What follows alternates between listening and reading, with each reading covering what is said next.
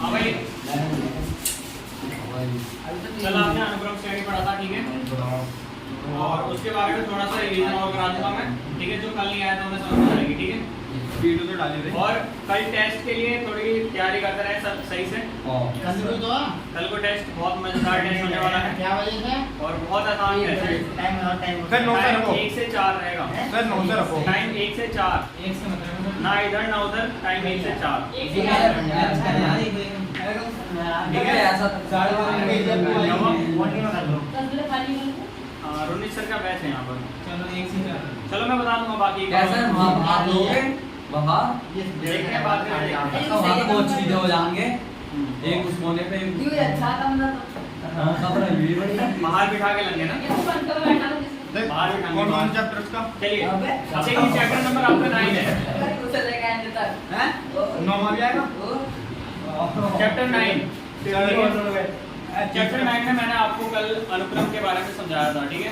उसके बारे में एक दो फॉर्मूले ले लेते हैं। फॉर्मूले क्या, बस सॉल्यूशन है। जैसे कि आप मान लीजिए यहाँ पर कोई भी इक्वेशन ले लेते हैं। मान लेते हैं कि an का मान रखा है, an बराबर n प्लस 1।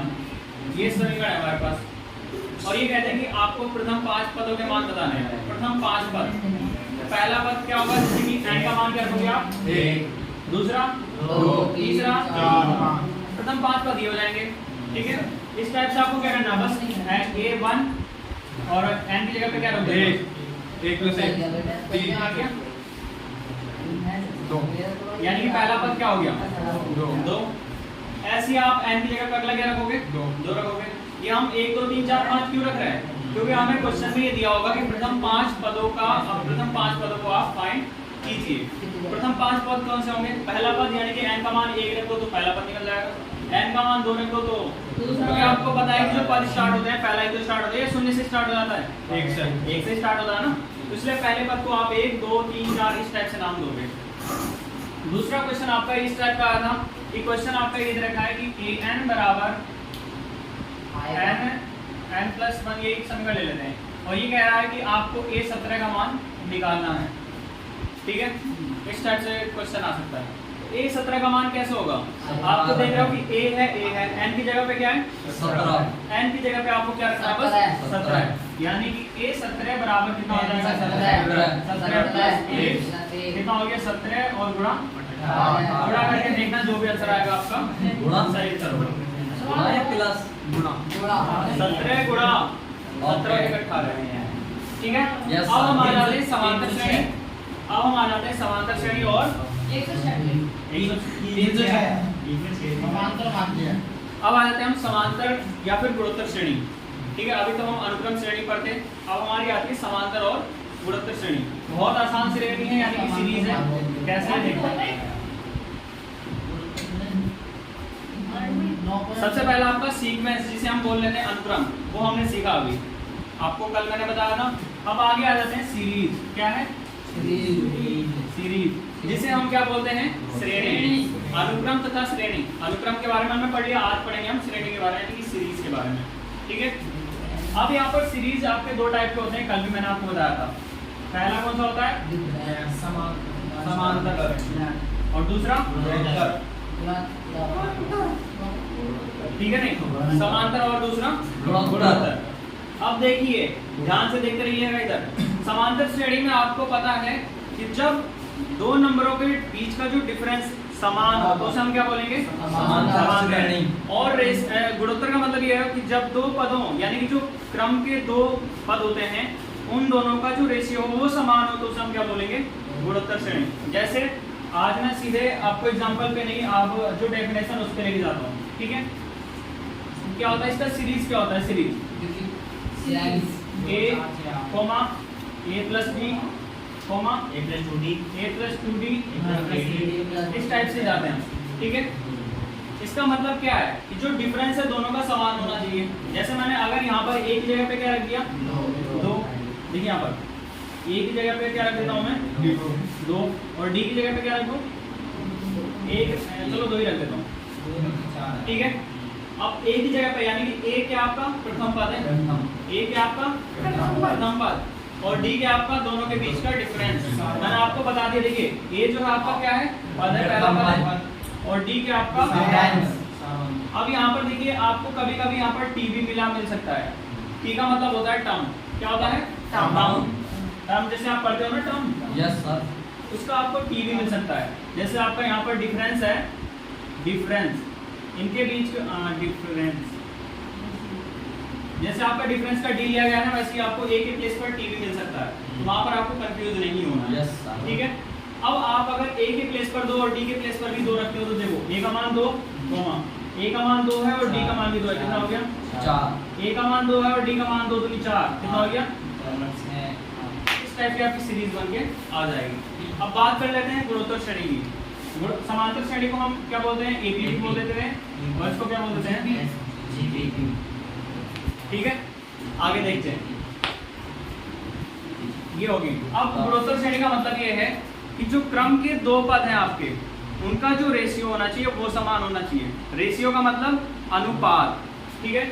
अब यहाँ पर जो आपका डी है उसे आप सार्वअंतर बोलते हो। क्या बोलते हो, सार्वअंतर। क्यों, क्योंकि दोनों के बीच की डिफरेंस यानी कि अंतर की बात की गई है। अब यहाँ पर गुणोत्तर श्रेणी की बात करें तो यहाँ पर सार्वअनुपात बोलते हैं। क्या बोलते हैं, सार्वअनुपात। क्यों, क्योंकि इन दोनों के बीच की अनुपात की बात की गई है। जैसे सीरीज क्या बनेगी, ए आर और अगला ए आर स्क्वायर, इस टाइप से तो बनेगा, ये बनेगा। सही लिखा है मैंने,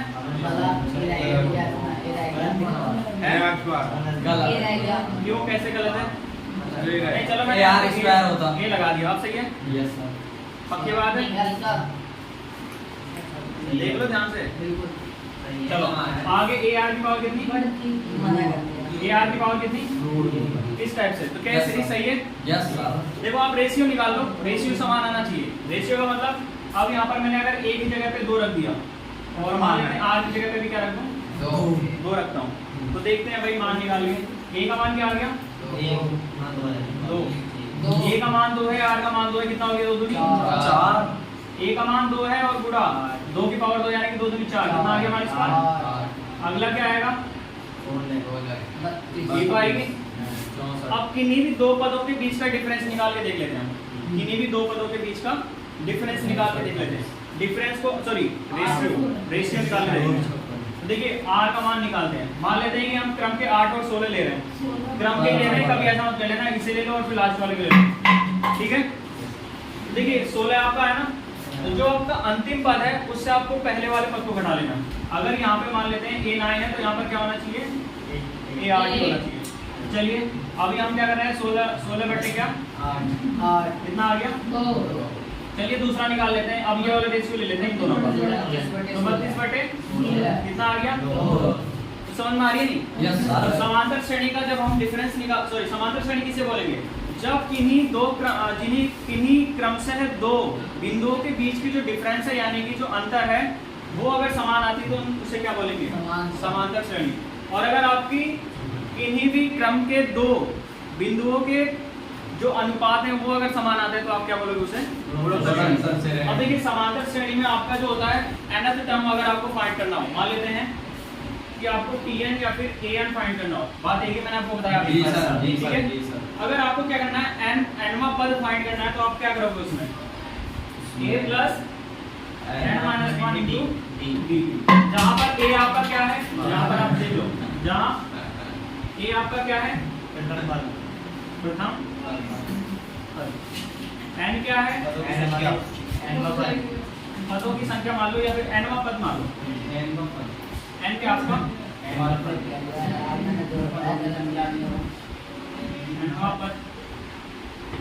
nवां पद, और d क्या आपका अंतर या फिर सार्वनुपात कर लो, सार्वअंतर, ठीक है भाई।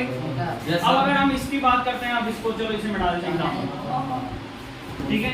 अब अगर हमें इसका निकालना हो, क्या निकालना हो Tn या फिर An, तो कैसे निकालेंगे, देखिए a r की पावर कितनी n माइनस 1, जहाँ पर a आपका प्रथम पद है, r क्या है सार्वअनुपात है और n क्या आपका nवां पद है। चाहो आप यहाँ पर लिख सकते हो, जहाँ a आपका क्या है प्रथम पद और r क्या है आपका सार्वअनुपात, और n क्या आपका nवा पद। ठीक है भाई, अब देखिए यहाँ पर nवा पद आपने निकाल लिया। अब अगर आपसे ये कहते हैं कि n पदों का योग आप फाइंड करो, n पदों का योग, तो कैसे करोगे? देखिए समांतर श्रेणी की बात करते हैं। देखिए जो आपका योग होता है उसे हम क्या लिखते हैं? सम का बस हम s लेंगे। ठीक है, जितने पदों का योग है, मान लेते हैं अगर n पदों का योग है तो sn, अगर 7 पदों का योग है तो s7। ठीक है, यानी कि सम आपका कितने पदों का? n पदों का। sn बराबर आपका क्या हो जाएगा? n/2 2a प्लस एक फॉर्मूला तो आपका ये हो गया। देखिए जब आपको nवां पद निकालना हो, nवां पद निकालने के लिए ये कौन सा भाई? बदतमीजी मत झाड़ो, सही करता हूँ, यहाँ से भगा दूंगा 1 मिनट में। बहुत देर हो गई तुम्हें। nवां पद निकालने के लिए और ये n पदों का योग के लिए,